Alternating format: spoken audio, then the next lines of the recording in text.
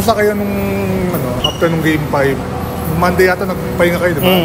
Then Tuesday practice. Siyempre, masamang talo, then ano naman natin nangyari? Kumusta yung mood ng team? So far, so good yung practice namin kahapon. Quality practice talaga. And then, ginamit namin yung time namin kahapon para makapag-adjust sa game. And then, extra motivation sa amin nung dumating si Kuya Jason. Pumunta siya kahapon sa practice, so nag-open forum din kami at the same time.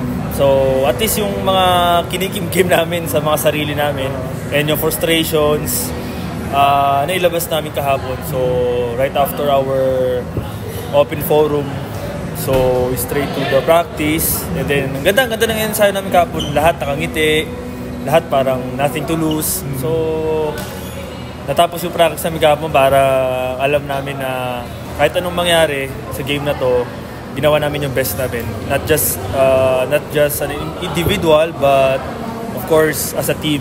So ano man maging outcome ngayon, masaya kami sa ginawa naming preparation for today's game.